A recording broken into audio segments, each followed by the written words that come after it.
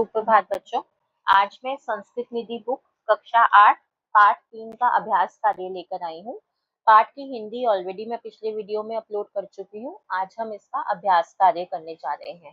पाठ का नाम है नलः दमयंती च, नल और दमयंती। तो आइए शुरू करते हैं। पहला क्वेश्चन है एक पदेन उत्तरत, एक पद में उत्तर दीजिए। नृपस्य नाम किम आसीत्, राजा का नाम क्या था? नलो। स्वर्णवर्ण हंस कुत्र अगच्छत्, सुनहरा हंस कहाँ गया? विदर्भ देश। स्वर्णवर्ण हंसम दृष्ट्वा का प्रसन्ना अभवत्, सुनहरे हंस को देखकर कौन प्रसन्न हुआ? दमयंती। हंस कस्य गुणान अकीर्त्यत, हंस ने किसके गुणों की कीर्ति की? नलस्य, नल के। देवा कया रहिता भवन्ति, देव किससे रहित होते हैं? छायया। के नलस्य रूपम धारित्वा तत्र आगच्छन्, कौन नल के रूप को धारण करके वहां आ गए? देवा, देवता। अगला है उदाहरणम अनुसृत्य रिक्त स्थानानि पूरयत। अब ये भी आपके लंग लकार के अकॉर्डिंग आपने पूरा टेबल कंप्लीट करना है।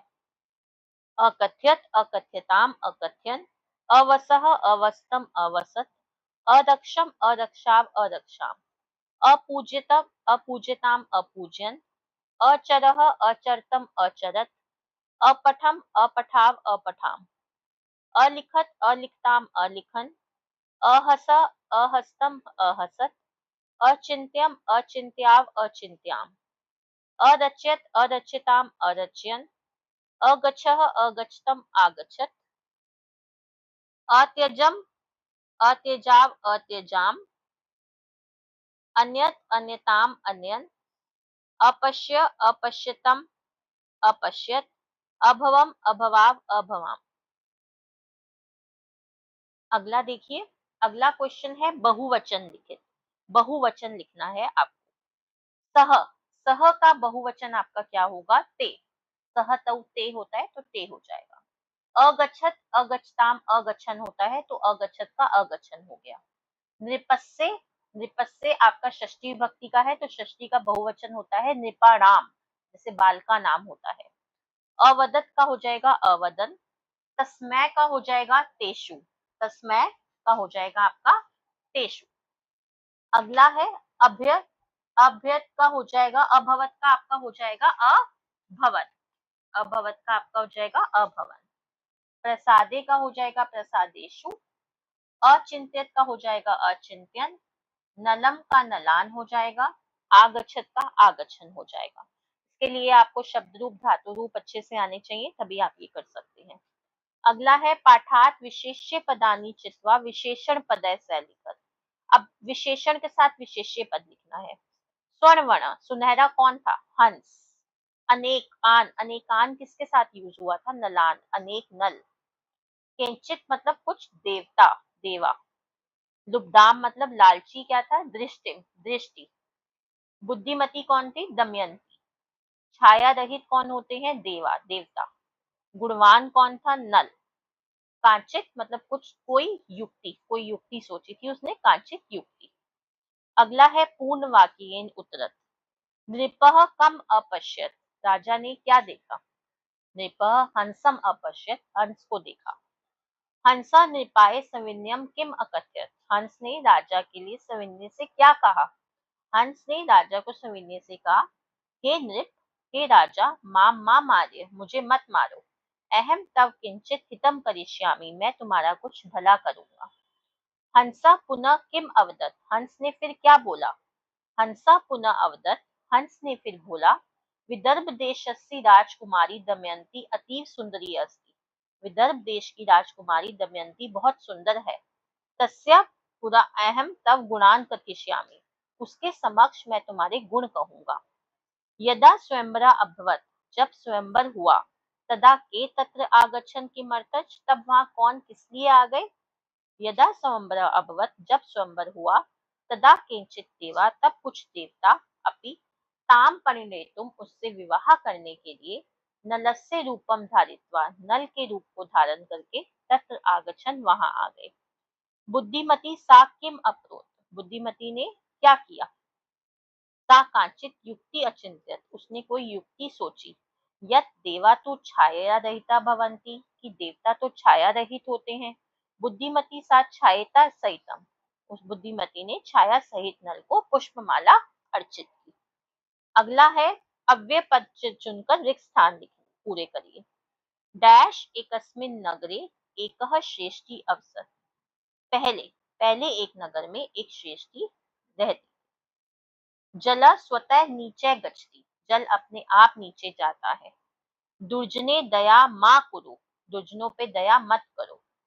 समुद्रे वृष्टि वृथा, समुद्र में वर्षा बेकार है। शशकै शनैः चलति, खरगोश धीरे चलता है। धिक् राष्ट्रद्रोहिणम्, धिक्कार है राष्ट्रद्रोही पर। शयैन उच्चै उड्डयति, बाज ऊंचा उड़ता है। मृषा न वक्तव्यम्, बेकार में नहीं बोलना चाहिए। अगला है लंग लकार में परिवर्तन करना है। नृप आखेटाए वनम गच्छति, अब गच्छति को आप चेंज करेंगे तो गच्छति का क्या हो जाएगा अगच्छत। अहम तव गुणान कथिष्यामि, कथिष्यामि का हो जाएगा अकथ्यम। दमयंती प्रसादे विहरती, तो विहरती का हो जाएगा अविहरत। हंस तस्मै सविनयम कथ्यति, कथ्यति का हो जाएगा अकथ्यत। रे त्वम किम हितम करिष्यसि, करिष्यसि का हो जाएगा अकरोहो। अगला है उदाहरणम के अनुसार क्रियापद लिखिए। जैसे आ नी का बन जाएगा आन्यत, प्रविश का बन जाएगा प्रविशत, आगम आगछत, आकर्ण आकर्ण्यत, अवगम अवगछत, उत्पत उत्पतत, अवत्री अवतरत। अगला है विभक्ति अनुसार पदों को लिखना है। अब देखना है आपने प्रथमा विभक्ति द्वितीय विभक्ति, अब यही आपको शब्द रूप आते होंगे तभी आप इसको छांट के लिख सकते हैं।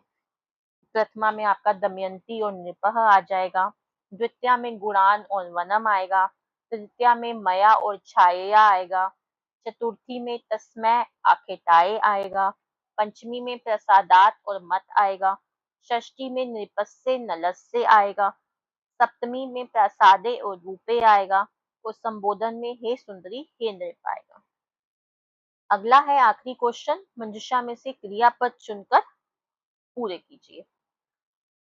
पुरा एक नृप आसीत्, पहले एक राजा था। तस्मिन् गृहे, उसके घर में, नृपस्य एकः प्रिय वानरा आसीत्, राजा का एक प्रिय वानर था। एकदा नृप सुप्ता आसीत्, एक बार राजा सो रहा था। वानरा व्यजने नृपम अविजयत, वानर पंखे से राजा को हवा कर रहा था। तदैव एका मक्षिका, तभी एक मक्खी तत्र आगच्छत, वहां आ गई। नृपस्य नासिकायाम च उपविशत, और राजा की नाक पर बैठ गई। वानरा मक्षिकाम, वानर ने मक्खी को हंतुम खड्गेन प्रहारम, तलवार से प्रहार किया, अकरोत। मक्षिका तो अगच्छत, मक्षिका तो गई, मक्खी तो गई, पर खड्ग प्रहारेण, पर तलवार के प्रहार से नृपस्य नासिका छिन्नाभवत, राजा की नाक छिन्न हो गई। अतः कथ्यते, इसलिए कहा गया है, मूर्ख से मित्रता कदापि न कर्तव्य, मूर्खों के साथ मित्रता कभी भी नहीं करनी चाहिए। तो यहाँ हमारा पाठ का अभ्यास कार्य समाप्त होता है और अंत में मैं यही कहूंगी, kindly like share subscribe and comment my channel the education true. आप मेरे चैनल को सब्सक्राइब जरूर करिए क्योंकि मैं बहुत ही जल्दी बहुत सारी बुक्स अपलोड करने वाली हूँ। धन्यवाद।